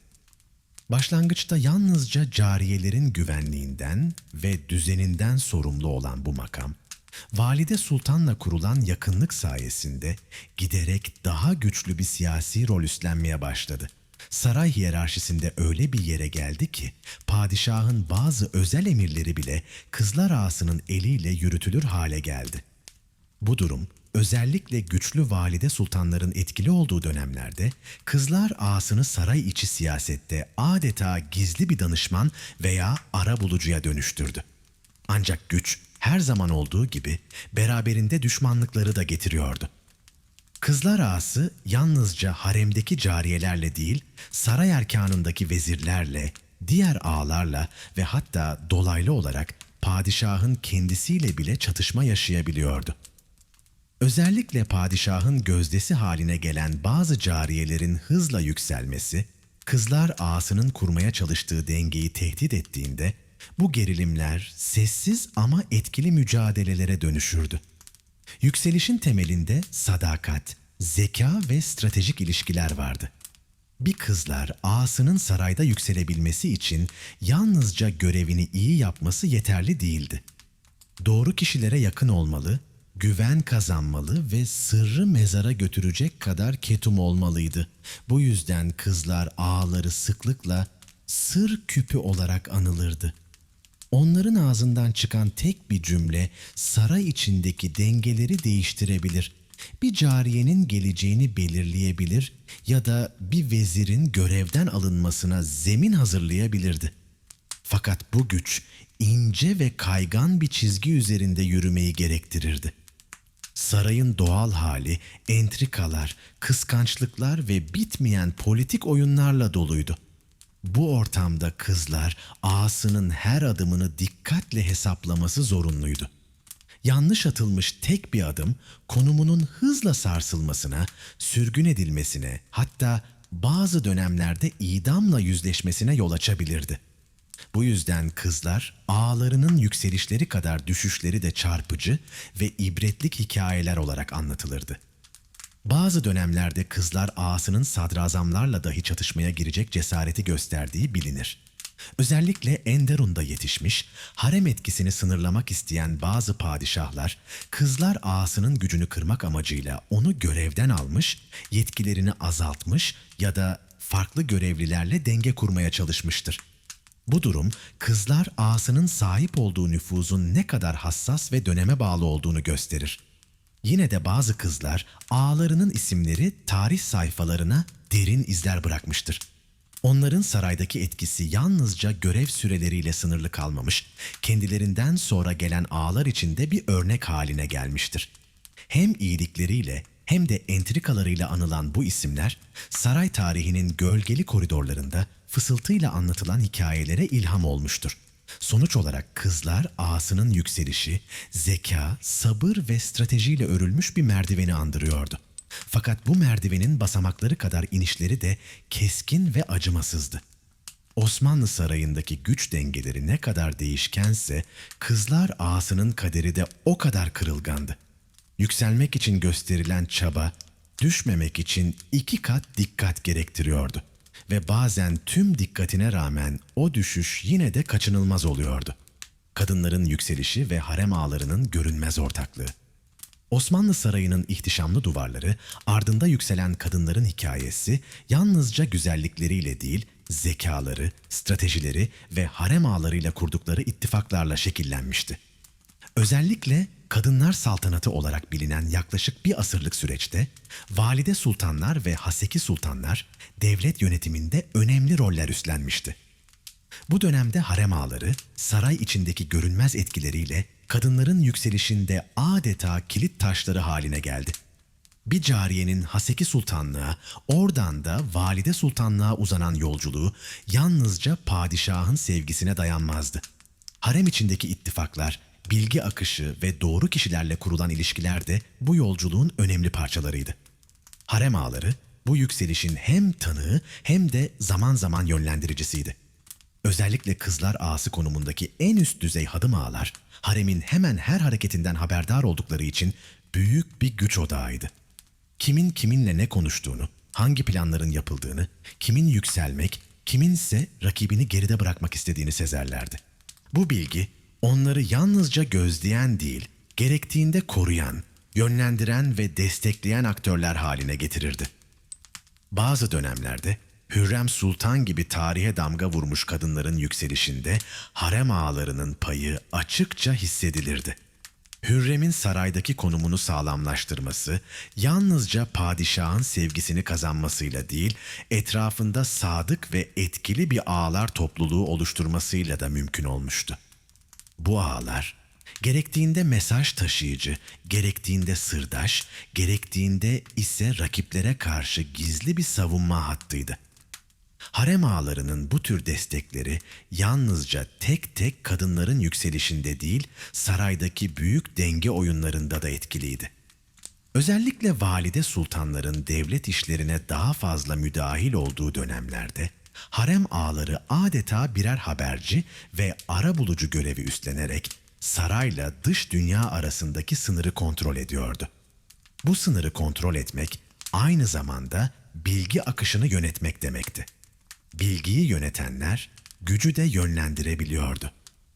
Elbette her ağanın desteği her kadın için garanti değildi. Saray entrikalarının doğasında olduğu gibi ittifaklar ve sadakatler zamana ve koşullara göre değişebilirdi.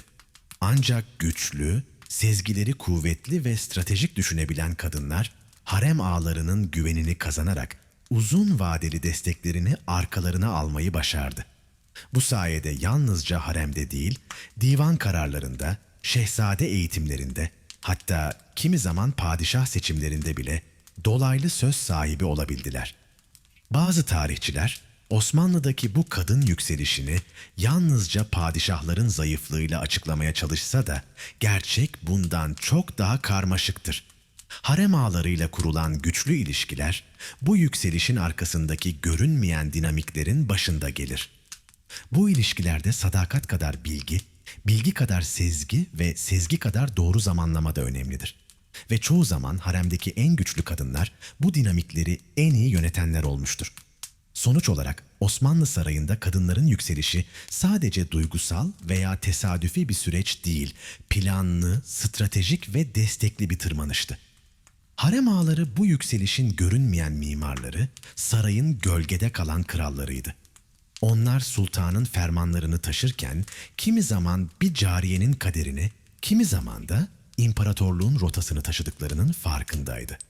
Osmanlı'dan Cumhuriyete, harem ağalığının sonu ve dağılışı.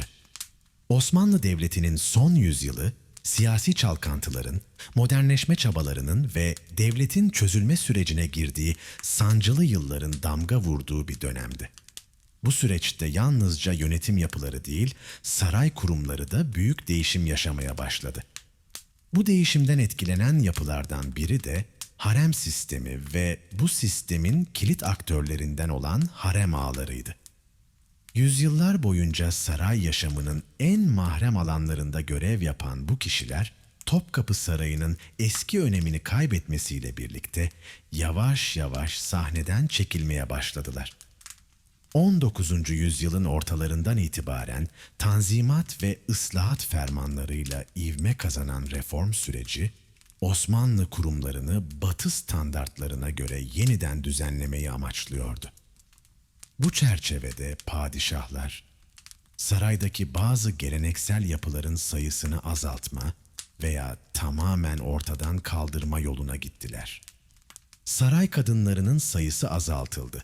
Protokoller sadeleştirildi ve daha az sayıda harem ağasına görev verilmeye başlandı.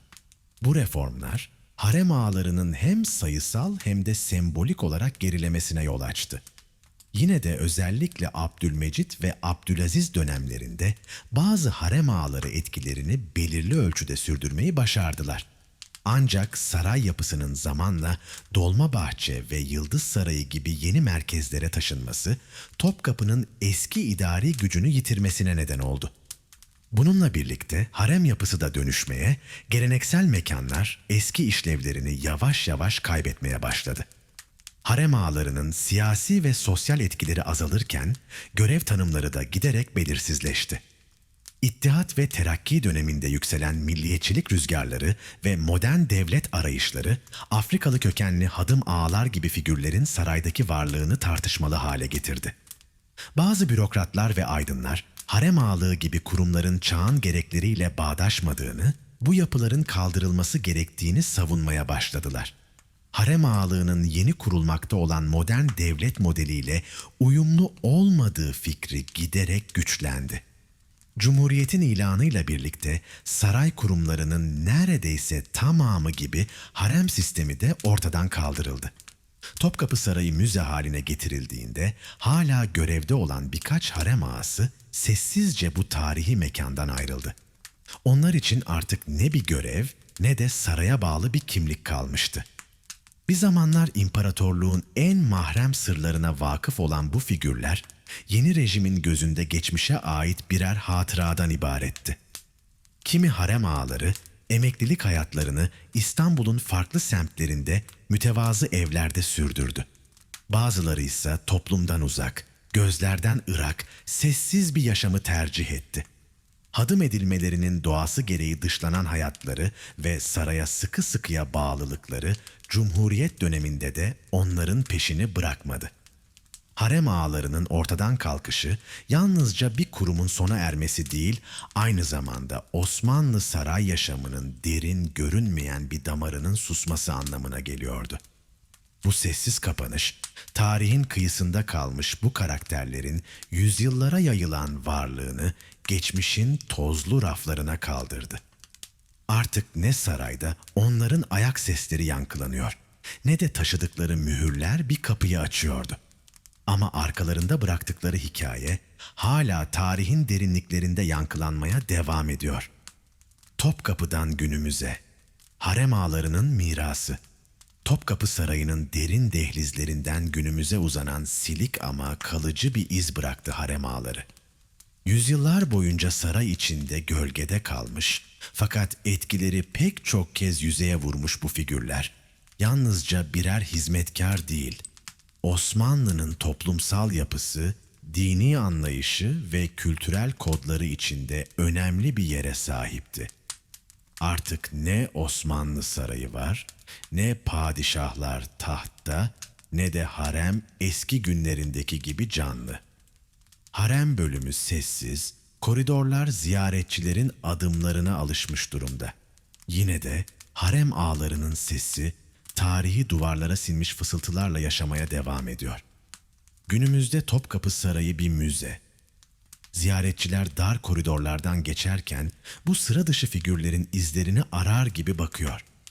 Harem bölümünde sergilenen sembolik eşyalar, eğitim belgeleri, hat sanatıyla yazılmış levhalar ve dönemin estetik anlayışını yansıtan detaylar, bu ağaların bir zamanlar orada var olduğunu sessizce fısıldıyor.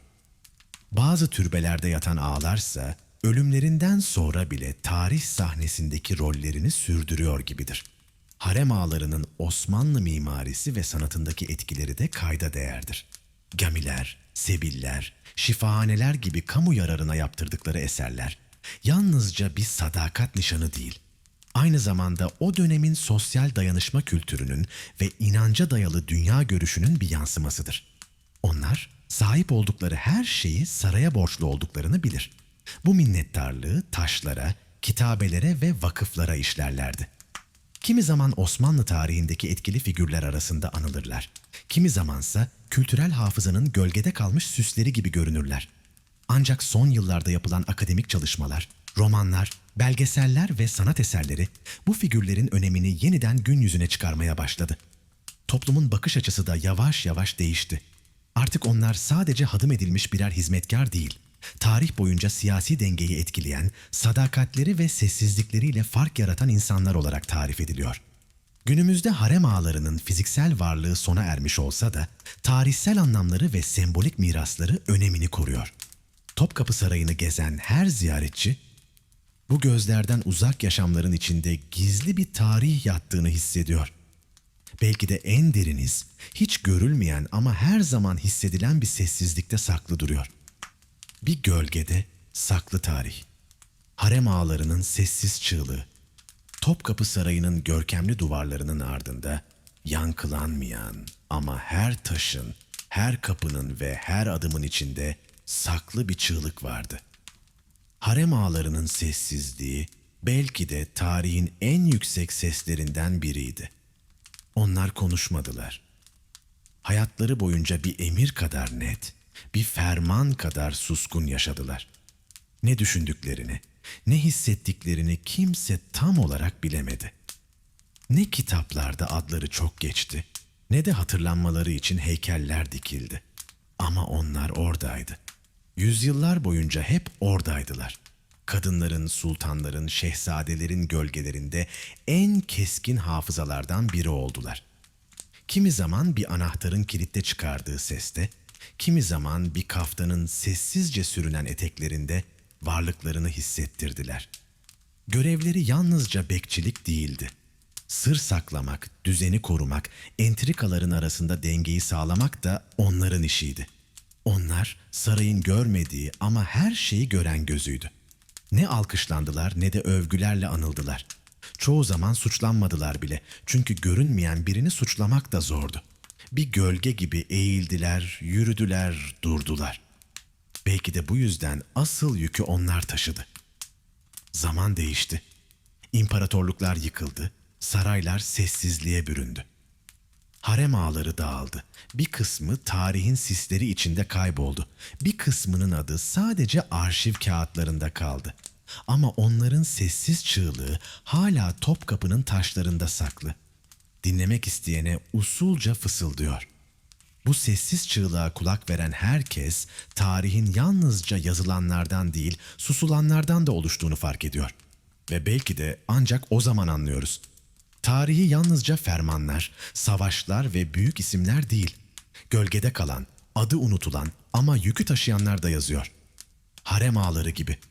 Sessizce gelip geçen ama izlerini tarihin en derin katmanlarına bırakanlar gibi. Bu uzun yolculuğun sonunda harem ağalarının hikayesi tek bir kapıda bitmez.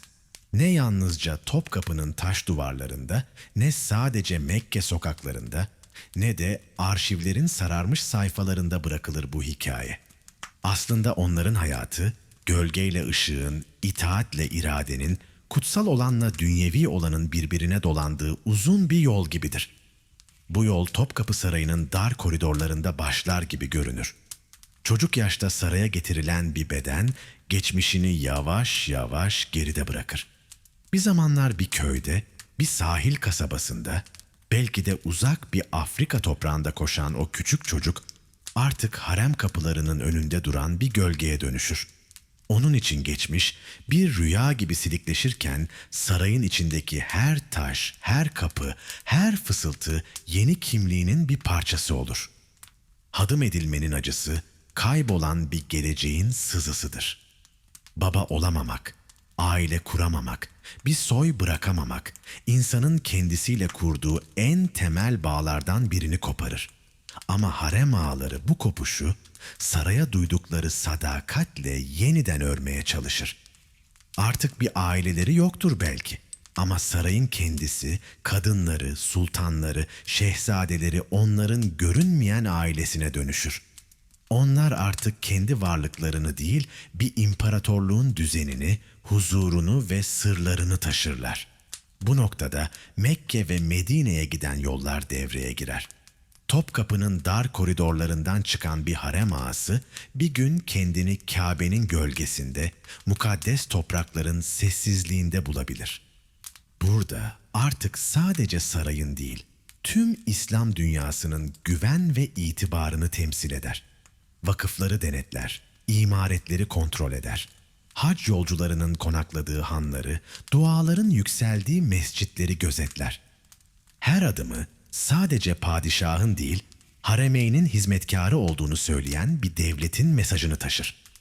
Mekke'de kurdukları vakıflar, dağıttıkları yemekler, tamir ettirdikleri yapılar, belki de kendi içlerindeki yalnızlığa açılmış küçük pencerelerdir. Kendilerine ait bir aile kuramamış olsalar da bir sofraya oturan her fakir, bir gölgeye sığınan her yolcu, bir dua eden hacı onların görünmeyen evlatları gibi olur. Böylece kaybettikleri baba olma kimlikleri, taşlara kazınmış vakıf kitabelerinde, çeşme başında içilen soğuk bir suda, bir medresede ders gören çocukların sesinde başka bir biçimde hayat bulur. Sarayda ise aynı esnada başka bir sahne devam eder. Kızlar ağası haremdeki düzeni sağlarken yüzüne yansımayan bir ciddiyetle yürür. Onun attığı her adım sadece bugünün değil, yarının da dengesini belirler. Bir cariyenin hangi odada kalacağı, kimin valide sultanın huzuruna çıkacağı, kimin padişahın dikkatini çekeceği, tesadüflerden çok bu gölgeli düzenin içindeki ince hesapların sonucudur. Gizli kalem bu düzenin sessiz dilidir. Harem ağaları kalemlerini sadece sayıları, eşyaları, listeleri not etmek için kullanmaz. Her satır o anın ruhunu, o dönemin havasını, bazen de geleceğin ihtimalini taşır. Bir defterin kenarına düşülen küçük bir not, bir cariyenin ileride haseki oluşunun ilk işareti olabilir. Bir mektupta kullanılan tek bir kelime, Mekke'deki bir vakıf görevlisinin görevden alınmasına ya da yeniden itibar kazanmasına yol açabilir. Bu yüzden onların kalemi de en az anahtarları kadar önemlidir. Kalem taş duvarların gördüğünü kağıda taşır. Kağıt da yüzyıllar sonra bile o gölgeleri yeniden canlandırır. Bugün arşivde bir harem ağasının mührünü gördüğümüzde aslında sadece bir imza değil, susarak geçirilmiş bir ömrün izini görürüz. Törenlerde ise bu gölgeler iyice belirginleşir. Bir padişah vefat ettiğinde sarayın içini kaplayan sessizlikte en ağır adımlar yine harem ağalarına aittir. Cenazenin hazırlanması, haremdeki kadınlara ölüm haberinin duyurulması, yasın nasıl tutulacağı, hepsi bu sessiz figürlerin kontrolündedir. Bazen tabutun birkaç adım gerisinde yürürler. Kimse onlara bakmaz. Kimse isimlerini bilmez ama onlar oradadır. Bazen de yeni padişahın cülüs töreninde haremin kapıları nasıl açılacak? Valide Sultan yeni ünvanına nasıl kavuşacak? Cariyeler hangi düzende dizilecek? Tüm bu görünmez koreografiyi onlar belirler. Kutsal emanet alaylarında, Mekke'ye giden surre kafilelerinde, şehzade sünnetlerinde, saray düğünlerinde, gece yarısı sessiz dualarda, harem ağalarının izi hep aynı yerde durur. Ne alkışın altında, ne ön saflarda. Hep gölgededir. Hep kenarda ama hep merkezde. Zaman geçer, imparatorluk yorulur. Yüzyılların getirdiği ağırlıkla modernleşme rüzgarlarına kapılır. Tanzimat, ıslahat, yeni kanunlar, yeni ordular, yeni saraylar gelir. Topkapı yavaş yavaş idari merkez olmaktan uzaklaşırken harem ağalarının rolü de silikleşir. Artık ne her tören eskisi kadar gösterişli ne de harem eskisi kadar kalabalıktır. Yeni saraylarda, yeni pencerelerin ardında dünya değişirken harem ağaları da yavaş yavaş tarihin sahnesinden çekilir. Önce yetkileri azalır, sonra sayıları. Sonunda cumhuriyet ilan edildiğinde bir zamanlar sarayın en mahrem yerlerinde dolaşan bu gölgeler hiçbir tören olmadan sessizce kapıdan çıkar gider.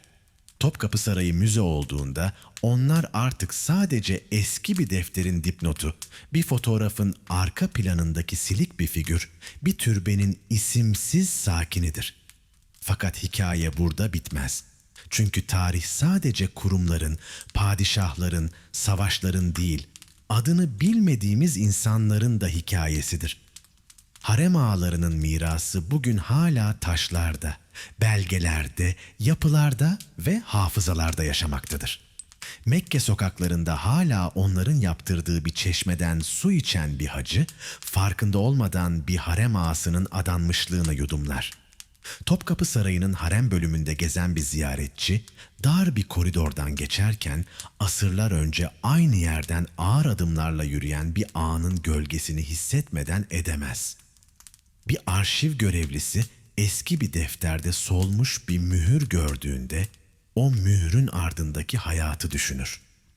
Hiç çocuğu olmamış, hiçbir mecliste adı yüksek sesle anılmamış ama koskoca bir imparatorluğun en mahrem sırlarını korumuş bir hayatı. Bütün bu parçalar birleştiğinde harem ağalarının hikayesi sadece hadım edilmiş hizmetkarların hikayesi olmaktan çıkar. Bu hikaye, insanın elinden alınmış bir kaderi yeniden kurmaya çalışmasının, acıdan sadakat, yalnızlıktan düzen, sessizlikten güç üretmesinin hikayesi haline gelir. İçinde Mekke'nin kutsallığı, Medine'nin sükûneti, Topkapı'nın taş soğuğu, harem koridorlarının sessizliği, saray entrikalarının sıcak nefesi ve arşiv raflarının tozlu kokusu vardır. Hepsi aynı soruyu fısıldar. İnsan elinden alınanlara rağmen nasıl ayakta kalır? Ve bir gölge nasıl olur da koskoca bir imparatorluğun kalbine bu kadar yakın durur? Belki de harem ağalarının hikayesi bu soruların cevabıdır. Onlar kendilerine ait olmayan bir kaderi taşırken o kaderi anlamlı kılmak için ibadeti, hizmeti, sadakati ve suskunluğu bir araya getirmişlerdir. Mekke'de vakıf defterlerine düşülen bir satırla, Topkapı'da kilitlenen bir kapıyla, sarayda yürütülen bir törenle kendi varlıklarını tarihin dokusuna işlemişlerdir. Bugün geriye dönüp baktığımızda o gölgelerin ardında sadece acı değil, aynı zamanda derin bir insanlık hali de görürüz. Kendini aşmaya çalışan, eksik bırakılmış bir bedenin içinden tam bir sorumluluk çıkarmaya çalışan bir irade görürüz. Ne tamamen kurban, ne tamamen kahraman. Ama mutlaka insan olan bir figür. Belki de bu yüzden Topkapı'nın taşlarında, Mekke'nin sokaklarında, arşivlerin sessizliğinde hala bir fısıltı dolaşır. Biz buradaydık. Gördük, taşıdık, sakladık ve sustuk. Bu uzun hikayenin sonunda harem ağalarına bakarken yalnızca tarihsel bir figürü değil, sessizliğin nasıl bir dil olabileceğini de görürüz. Konuşmadan yazılan cümleleri, görünmeden yürütülen düzenleri, hiçbir zaman alkışlanmadan taşınan yükleri fark ederiz. Ve anlarız ki, tarihin en gür sesleri her zaman en yüksekten gelenler değildir. Bazen en derin izleri en az konuşanlar bırakır. Bazen en güçlü çığlıklar en sessiz gölgelerden yükselir. Harem ağalarının hikayesi işte tam da böyle bir çığlıktır. Sessiz, görünmez ama asla unutulmayacak kadar derin bir çığlık.